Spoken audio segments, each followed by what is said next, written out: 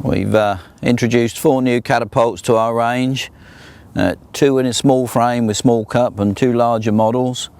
The small ones have a thermoplastic rubber elastic and the larger ones have latex.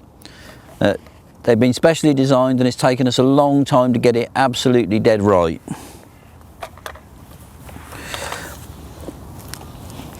What's happened is that the feed rate on lots of fisheries has increased dramatically. Pellet fishing on the lakes, for the commercial carp waters, and you want something that's really robust and will last a long time. The latex, it's got a limited life. It deteriorates from bright sunlight relatively quickly, but it's got a special snap and punch that you can't get with thermoplastic rubbers.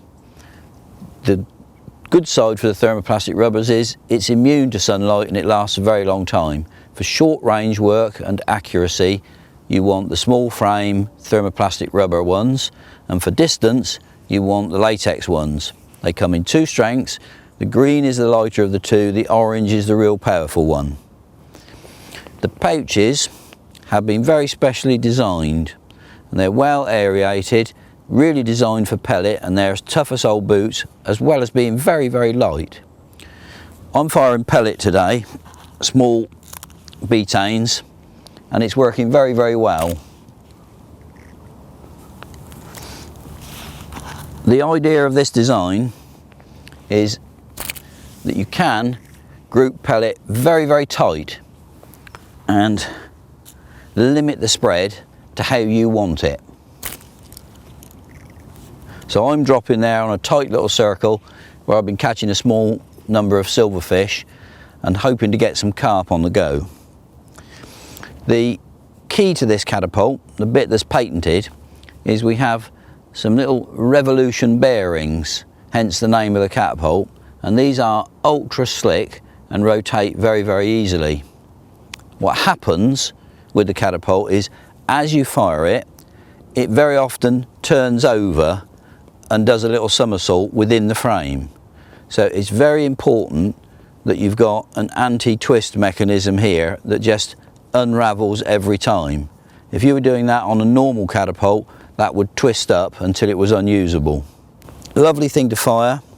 The handle is ergonomically correct, fits the hand beautifully, and there's a natural place for the thumb to fall. Some catapults, the latex comes out of the head of the frame. But if you want real long life, these pegs that extend back in the line of pull are of paramount importance. They don't take the elastic or the latex round a curve, which is very wearing, but keep the friction on it to an absolute minimum. Key point with these catapults is the attachment comes out at right angles to the frame and the peg is enclosed by the elastic and it rotates very freely. But being in a straight line of pull, when you stretch and fire, there's no undue pressure on the latex or the thermoplastic rubber. You're not coming round a corner and putting wear on your elastic. It's just very, very straight, and all that's happening is as you stretch it, it's tightening down over the peg. So there's no danger of it coming off. That's the sequence. At the other end, the pouch end, you've got exactly the same setup. A straight peg protruding from the pouch so that as you pull and stretch, there's no excess wear on the latex or the thermoplastic rubber. These pouches, beautifully designed, nice cone shape which helps to group the bait in a tight circle. You can still give it some punch and spread the bait if you want to, but otherwise if you want to keep it tight, there's a technique of firing that will do so with this particular pouch. It's well ventilated, and whether it's hemp, maggot or pellet, it'll fire them very accurately. The whole thing works extremely well.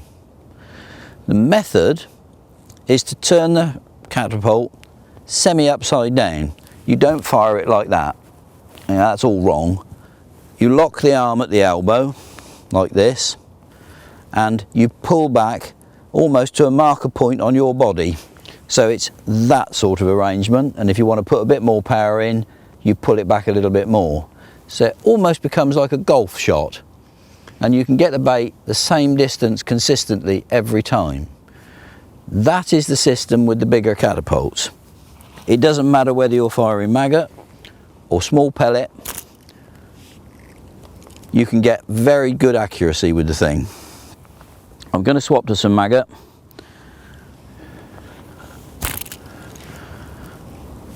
And although they're dropping with less sound on the surface, they're dropping in more or less the same place. A little bit lighter than the pellet, and I compensated for that by giving it a little bit more power. Okay. When you're firing bigger pellet, the range goes up simply because of the weight of the bait. So I can put this a long way. The two larger frame catapults with the latex and the large pouches, the strengths are just differentiated between the green and the orange. The orange simply has got thicker latex, so it's got a little bit more power and it'll go maximum distance. There is a technique when you're using strong latex of putting a slight throwing action into the end of the shot, and just by bringing the hand round a little bit you can group the pellets together better. So if you just fire straight like that, they tend to spread, but you can soften that very slightly by breaking the hand a little bit, and you'll get the pellets grouped closer together. Wants a little bit of practice, difficult to explain, but you can tighten things right up even when you're going maximum distance. The more you come down in power, the more accurate you can be over the range of the catapult. And eventually, when you're close to and feeding small pellet or maggot at close range, you swap from these to the two smaller frame lighter models. These are the two lighter, smaller framed models, ideal for pole and close range work. They've got the thermoplastic rubber, longer life, but it's weaker. It doesn't have the snap and the punch that you get with natural latex, but it will last an awful lot longer. The blue one is the lighter of the two. Very, very soft, and it allows you to be incredibly accurate at close range. So whether you're fishing 1 or 2 rods out or you're fishing on a pole line, this is a very good little catapult which allows you to be much more accurate than any other. Feeding small amounts of bait at very close range, you can drop them in a tight little group like that, and whether it be hemp, maggot or even bigger pellet, you can be very, very accurate with that little job. On the pole, there's a different technique. You're not stretching your arm out, you're fishing in line with the pole, but you've got all that elasticity which governs the range that your pellet or feed will go to. If you want to step up a little bit from this,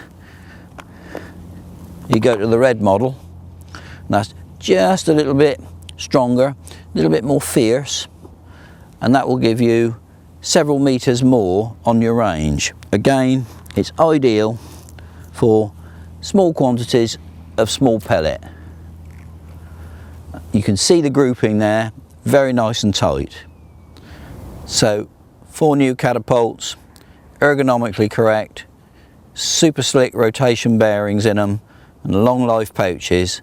You can be more accurate and they should last a very long time for you.